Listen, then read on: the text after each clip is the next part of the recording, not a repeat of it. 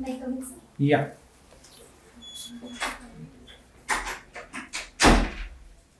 Good afternoon sir. Good afternoon. Token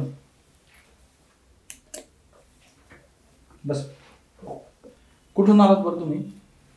sir मी अमरावती जिल्ह्यातील मोर्शी तालुक्यातील हिवरखेडा गावातून आलेली आहे. बर. इथं अहिल्यानगरचा ॲड्रेस आहे बघा तुमचा. सर माझं 5वी नंतरचं शिक्षण माझ्या काकांकडे अहिल्यानगर येथे पूर्ण झाले. माझी 10वी 12वी अहिल्यानगर येथूनच पूर्ण झाली आणि सर पदवी मी कॉलेज ऑफ ॲग्रिकल्चर पुणे येथे पूर्ण केली. बर. ओके. तुमचं मूळ गाव जे आहे ते हिवरखेड. ओके. काय वैशिष्ट्य बरं हिवरखेडचं? सर हिवरखेडला ऑरेंज सिटी म्हणतात कारण आमच्याकडे संत्र्याचं उत्पादन सर्वात जास्त होतं. सर फूड प्रोसेसिंगचा जर आपण विचार केला तर संत्र्यापासून कुठले कुठले प्रोडक्ट बनतात बरं? सर संत्र्यापासून संत्र्याची बर्फी जी की खूप फेमस आहे विदर्भातील. सर संत्र्याचा ज्यूस नॉर्मली. सर संत्र्याच्या पील पासून आपण अनेक औषधी पदार्थ आहे त्यामध्ये औषधी इन्ग्रेडियंट्स त्यामुळे अनेक औषधी त्यापासून बनतात. एक दोन उदाहरण देऊ शकता बरं काय बनतं संत्र्यापासून? सर मला ब्रँडचं नाव नाही सांगता येणार पण त्यापासून ज्या स्किन पावडर्स असतात अँटी एजिंग त्या बनतात. बर. तुमचं जे शिक्षण आहे बघा ते अहिल्यानगर मध्ये झालेलं आहे. पुण्यश्लोक अहिल्यादेवी होळकरांच्या प्रशासनाबद्दल माहिती सांगा बरं. सर अहिल्याबाईंनी त्यांच्या खास प्रशासनासाठी ओळखले जातात. सर त्यांनी त्यांच्या कालावधीमध्ये अनेक मंदिरे बांधलीत. त्यानंतर अनेक नद्यांच्या संदर्भात त्यांचं काम आहे. सर मला इतकेच आठवतं. बर. मला सांगा सध्या जे आहे फूड सेफ्टी स्टँडर्ड्स ऑथॉरिटीने आपलं जे मिनरल वॉटर आहे त्याला कॅटेगराईज केलं का विशिष्ट कॅटेगरीमध्ये? कशात केलं बरं? सर त्याला हाय रिस्क फूडमध्ये कॅटेगराईज केलं. का बरं? सर फसायच्या म्हणण्याप्रमाणे की जे पॅकेज ड्रिंकिंग वॉटर आहे त्याचं जे कन्झम्पशन आहे ते खूप वाढत आहे. त्याचप्रमाणे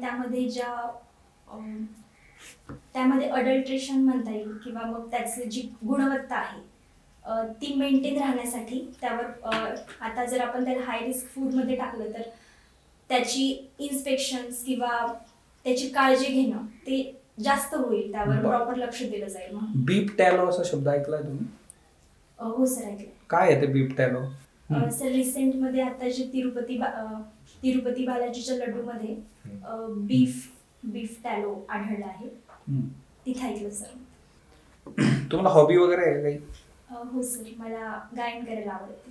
ओके. कुठल्या प्रकारचं गायन करता तुम्ही?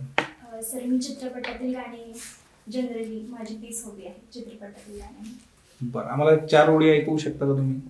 हो सर नक्की. सर मी लता मंगेशकर यांनी गायलेलं गाणं गाते रंग दे बसंती पिक्चर मधलं.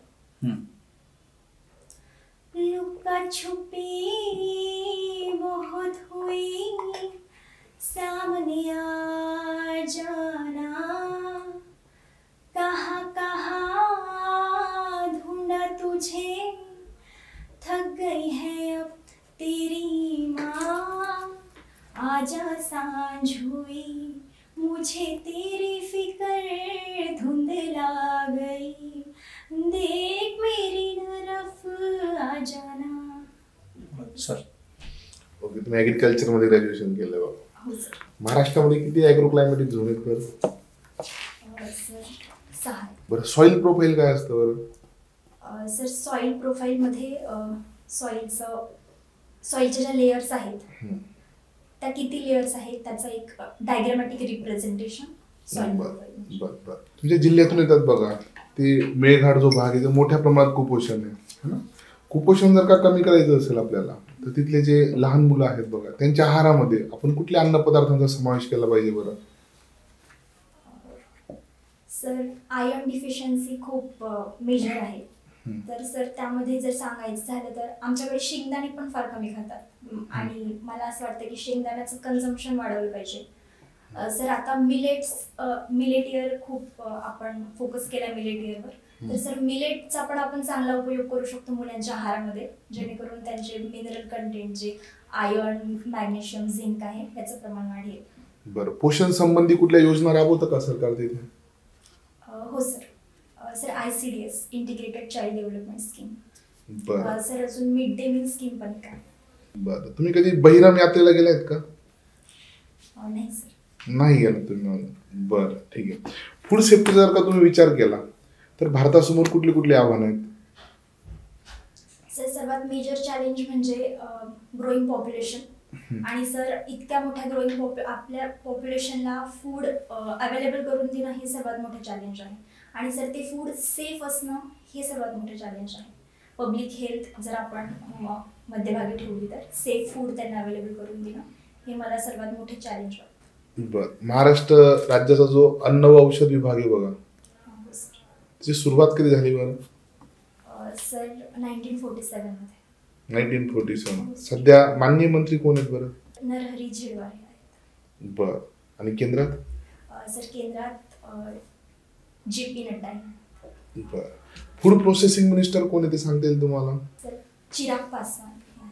चिराग पासवान आहेत. बरं, फंक्शनल फूड्स काय असतात बरं? सर फंक्शनल फूड म्हणजे the foods that provide nutritional benefit beyond its role.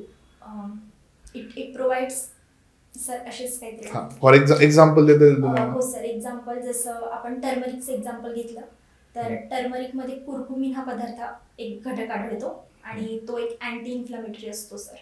Sir आपण क्रुसिफर्स जर घेतलं जसे की कॅबेज, कॉलीफ्लावर, त्यात ग्लुकोसिनोलेट्स असतात. सर ते पण अँटीऑक्सिडंट्स त्यामध्ये असतात. काय रोल असतो बरं अँटीऑक्सिडंटचा? सर जेव्हा इन्फ्लेमेशन होतं किंवा ते फाईट करतात, ते डिसीज रेजिस्टंट किंवा सेल्सला लढण्याची क्षमता अँटीऑक्सिडंट्स. ठीक आहे. चालेल, येऊ शकता तुम्ही. Best of luck. Have a good day sir.